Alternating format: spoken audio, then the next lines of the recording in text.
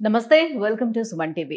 Frozen shoulder అంటే భుజం కీళ్ళు పట్టేయడం అనేది, కంప్లీట్గా మూమెంట్ లేకపోవడం అనేది, సో చాలా పెయిన్ అనేది అనుభవిస్తూ ఉంటారు ఈ ఫ్రోజన్ షోల్డర్లో. ఎక్కువగా మనము డయాబెటీస్ పేషెంట్స్లో మనం చూస్తూ ఉంటాము. కేవలం డయాబెటీస్ వాళ్ళనే కాకుండా ఇంకా ఎలాంటి వాళ్ళని ఈ ఫ్రోజన్ షోల్డర్ అనే కండిషన్ని చూడొచ్చు.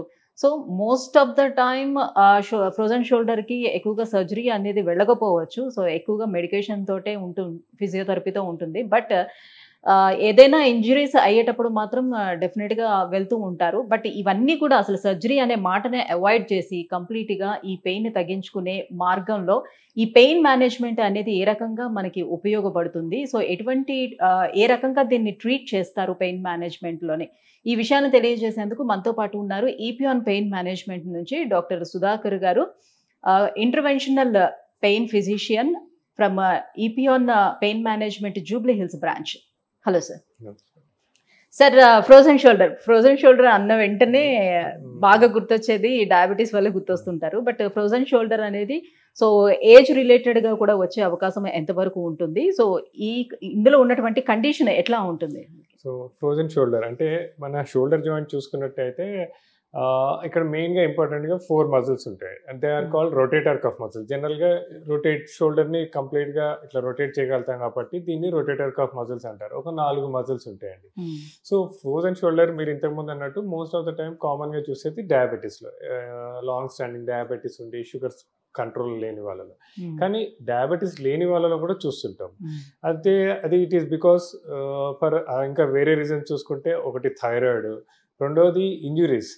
అంటే ఈ రొటేటర్ కఫ్ మజిల్స్ ఏ రీజన్ వల్ల అయినా ఇంజురీస్ అయినప్పుడు, అంటే ఇంజురీస్ అంటే మళ్ళీ మనకి 2 రకాలు ఉంటాయండి. అంటే స్పోర్ట్స్ ఇంజురీస్ అంటే అలవాటు లేకుండా సడన్లో వెళ్ళి షటిల్ ఆడటం కానీ, క్రికెట్ ఆడినప్పుడు కానీ, ఆర్ బౌలింగ్ చేస్తున్నట్టు అంటే సరిగ్గా వార్మప్ లేకుండా ఏదైనా షోల్డర్ జాయింట్ మీద స్ట్రెయిన్ పడే యాక్టివిటీ చేసిన, ఆర్ ఇంకొకటి ఏంటంటే ఇంట్లో ఫంక్షన్స్ అవుతున్నప్పుడు సడన్లో హెవీ వెయిట్స్ లిఫ్ట్ చేయడము, సిలిండర్ లిఫ్ట్ చేయడము, ఒక 20 litres can over the head lift చేసినప్పుడు కానీ, అలవాటు లేకుండా ట్రైనర్ లేకుండా జిమ్లో వెళ్ళి సడన్లో హెవీ వెయిట్స్ లిఫ్ట్ చేసినప్పుడు ఈ మజిల్స్ ఏదైనా ఒకటి పాక్షికంగా దెబ్బతింటే, అంటే పార్షియల్ టేర్స్. సో ఎప్పుడైనా ఇవి పాక్షికంగా దెబ్బతింటే అక్కడ చుట్టూ ఇన్ఫ్లమేటరీ ఫ్లూయిడ్ రావడము. ఆ ఇన్ఫ్లమేటరీ ఫ్లూయిడ్ ఏమవుతుంది, ఇక్కడ దీని చుట్టూ ఒక తొడుగు ఉంటుందండి, దాన్ని క్యాప్సూల్ అంటారు. సో ఆ క్యాప్సూల్ ఆ ఇన్ఫ్లమేటరీ ఫ్లూయిడ్ వల్ల దీనికి అతుక్కపోతుంటుంది. దాన్ని అదెసివ్ క్యాప్సులైటిస్ అంటాం. అదెసివ్ క్యాప్సులైటిసే ఫ్రోజన్ షోల్డర్.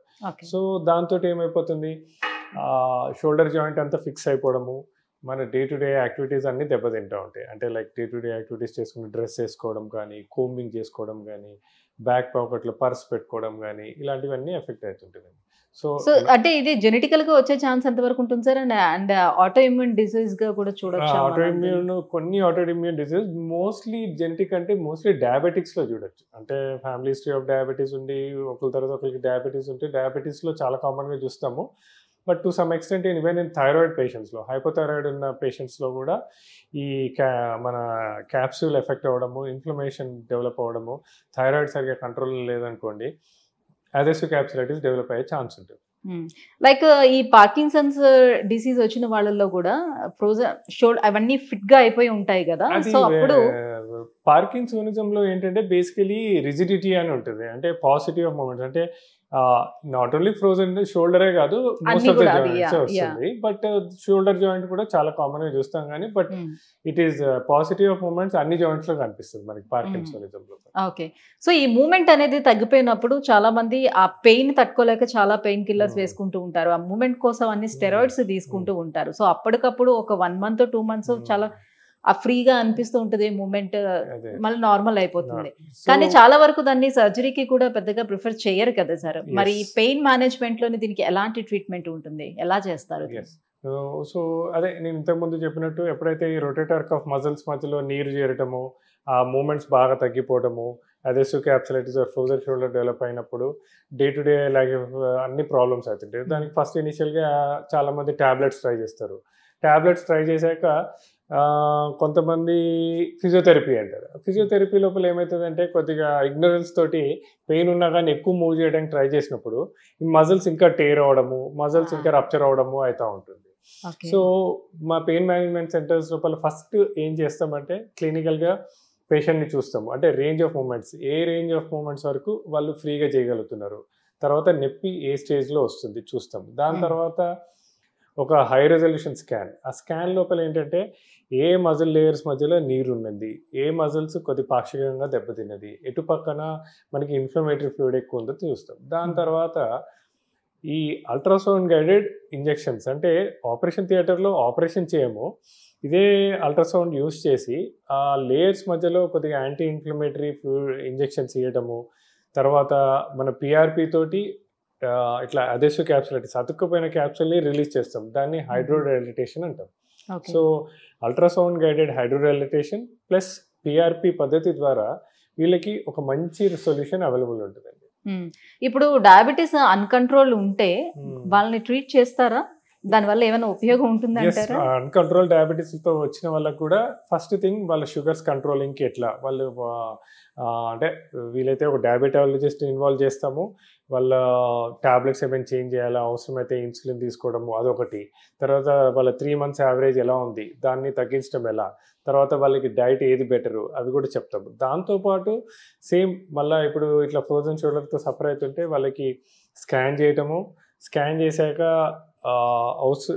సిచ్యువేషన్ బట్టి హైడ్రోడైలిటేషన్ అంటే ఆ లేయర్స్ మధ్యలో మనము సలైన్ విత్ లోకల్ అనెస్థెటిక్స్ని ఇన్ఫిల్ట్రేట్ చేస్తాం అనమాట. చేయడం వల్ల ఆ లేయర్స్ అన్నీ రిలీజ్ అవుతుంది. దాని తర్వాత ఆ డ్యామేజ్ అయిన పొరని అంటే క్యాప్సూల్ ప్లస్ మజిల్స్ని రీజనరేట్ చేయడం కోసం ప్లాస్మా ఇస్తాం అనమాట, పిఆర్పి. సో అలా ఒక 2 to 3 సిట్టింగ్స్లో వాళ్ళకి రేంజ్ ఆఫ్ మూమెంట్స్ ఇంక్రీజ్ అవుతుంది, వాళ్ళకి నొప్పి తగ్గుతుంది, వారికి ఇది ఒక దీర్ఘకాలిక పరిష్కారం ఈ పిఆర్పి ద్వారా అవైలబుల్ ఉంటుంది. సో ఈ పిఆర్పి సక్సెస్ రేట్ ఎలా ఉంది sir, and patient recovery time ఎట్లా ఉంటుంది? ఫ్రోజన్ షోల్డర్లో సక్సెస్ రేట్ ఆల్మోస్ట్ 90 to 95% ఉంటుందండి పిఆర్పి తోటి. అండ్ వీళ్ళు మా దగ్గరికి వచ్చినప్పటి నుంచి కొంతమందికి 2 sittings ఆర్ కొంతమందికి 3 sittings, అంటే ఒక 4 to 6 weeksలో చాలా బాగా ఇంప్రూవ్మెంట్ వస్తుంది. ఆ ఇంప్రూవ్మెంట్ వచ్చిన తర్వాత దాన్ని మెయింటైన్ చేసుకునే కోసం ఏం ఎక్సర్సైజెస్ చేయాలి, అండ్ దెన్ ఇంప్రూవ్ అవుతున్న షోల్డర్ని ఎలా కాపాడుకోవాలి అవన్నీ కూడా మేము చాలా నేర్పిస్తాము. సో ఆ విధంగా ఒక షోల్డర్కి ఒక మల్టీ మోడల్ అప్రోచ్, అంటే ఒక ఫిజియోథెరపిస్ట్, ఒక డైటీషియను, ఒక పెయిన్ ఫిజిషియను, ఒక డయాబెటాలజిస్ట్, నలుగురు కలిసి ఫ్రోజన్ షోల్డర్కు ఒక దీర్ఘకాలిక పరిష్కారం ఎపియాన్లో అవైలబుల్ ఉంటుంది. ఓకే. సో ట్రీట్మెంట్ తర్వాత వాళ్ళ లైఫ్ స్టైల్ అనేది ఎలా ఉండాలి, ఎలాంటి చేంజెస్ చేసుకోవాలి? ఫస్ట్ 2 to 3 months ఏంటంటే ఆ షోల్డర్ మీద స్ట్రెయిన్ పడే యాక్టివిటీస్ అన్ని కొద్దిగా తగ్గించుకోమంటాం. అంటే లైక్ ఆ షోల్డర్ ఇప్పుడు ఫర్ ఎగ్జాంపుల్ రైట్ షోల్డర్ అనుకోండి, రైట్ షోల్డర్ తోటి అంటే హెవీ వెయిట్స్ లిఫ్ట్ చేయడము, తర్వాత స్ట్రెన్యూస్ యాక్టివిటీస్ అవాయిడ్ చేయమంటాము. తర్వాత గేమ్స్ ఆడే అలవాటు ఉంటే కొన్ని రోజులు గేమ్స్ అవాయిడ్ చేయడం, అంటే షటిల్ కానీ క్రికెట్ కానీ అవాయిడ్ చేయడము.